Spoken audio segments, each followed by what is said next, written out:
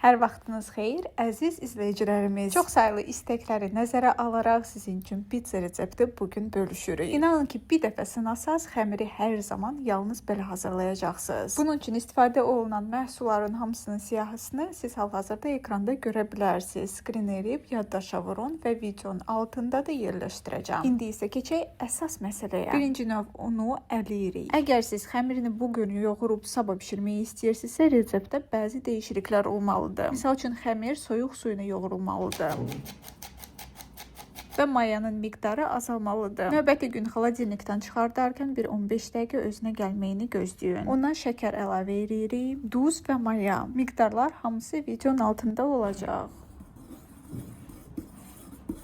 Yaxşıca qarışdırırıq. Suyun istiliyi 25 dərəcədir. Nəzərə almaq lazımdır ki, un fərqli olur. Göstərdiyimiz suyun miqdardan çox da istifadə oluna bilər, az da. Ona görə suyu hamısını tökmürük, hissə-hissə tökürük. Elə un var ki, qurudur və suyu çox götürür və əksinə. Nəm unu isə az su tələb eləyir.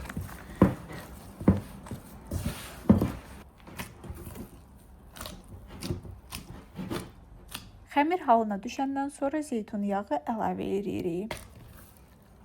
Yağla xəmir tam bir-birinə qarışana qədər yoğurmağa davam edirik.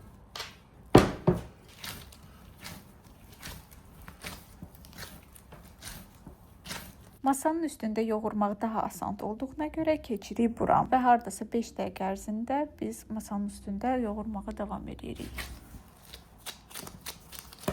Xəmir yumşaq və azca ələ yapışan olmalıdır. Hal-hazırda videoda görsəndiyi kimi yumrulayıb üstünü bağlayırıq. Bu halda 15-20 dəqiqə qalmalıdır. Sizin üçün 1 saniyə vaxt keçdi, amma bizim üçün 20 dəqiqə və biz işimizə davam edirik. Xəmirin havasını alırıq və tezdən gündələyirik.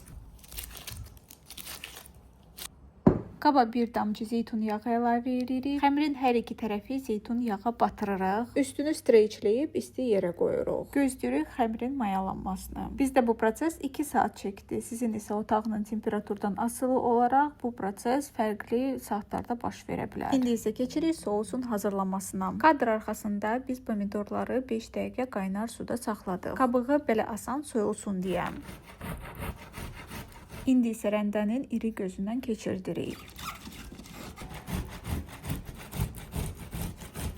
Bir qaşıq zeytun yağı və yarım qaşıq kərə yağı tavaya əlavə edirik. Zeytun yağını digər duru yağlarına əvəz edə bilərsiniz. Sarımsağı yaxırda doğrayın və yaxud bizim kimi presdən keçirin.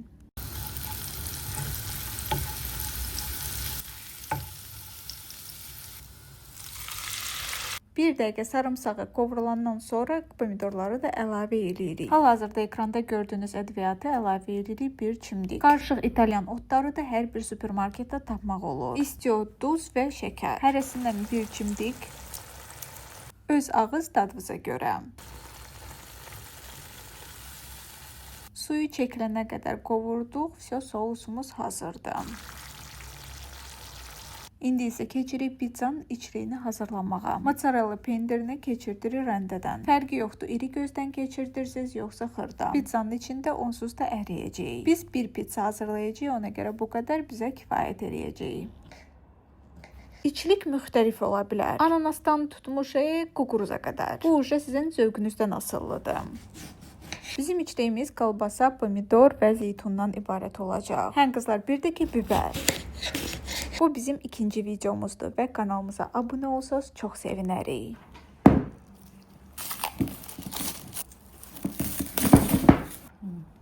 Artıq xəmirimiz də hazırdır, keçirik ən maraqlı mərhələyə. Masanı yaxşıca unluyuruq. Xəmiri yerləşdiririk unun üstünə. Üstündən yenə yaxşıca un əlavə edirik ki, əllərə yapışmasın.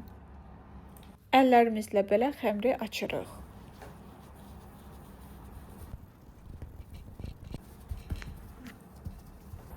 Pizzanın ortasını çalışın eyni qalınlıqda eləyin. Qıraqları isə biraz qalın saxlayırıq. Bizim pizzanın razmeri diametri 30 cm oldu. Qəşəngcə əlinə xəmiri açırıq, qəşəng forma verməyə çalışırıq. Yenə də qıraqlara belə əlinə düzəliş veririk.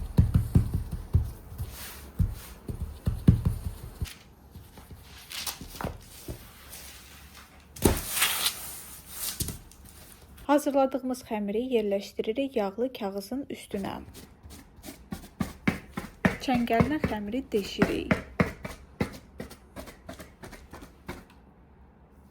Hazırladığımız sousdan yalnız 2 qaşıq kifayət eləyir. Bu arada hazırladığımız sous biraz çox oldu və bir pizza üçün sizə məsləhət görürük 2 dənə balaca pomidor kifayət eləyir.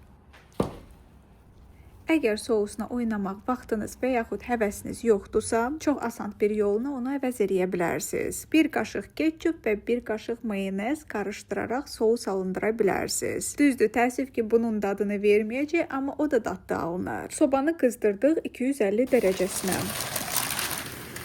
Pizzanı yerləşdiririk qaynar soba listinin üzərinə. Bizim sobada 9 dəqiqə pizza bişdi. Bişməyinə 2-3 dəqiqə qalmış. Qalıq pendiri üstündən səpirik. Nəzərə alın ki, sobalar müxtəlifdir və hazırlama vaxtı da dəyişilə bilər ona görə. Vaxtı ötürməməyi çox vacibdir. Bu da nəticəmiz həqiqətən çox dadlı alınır. Mütləq sınayın və rəylərdə öz fikrinizi yazarsınız. Bugünlük isə bu qədər. Özünüzə yaxşı baxın, sağ olun.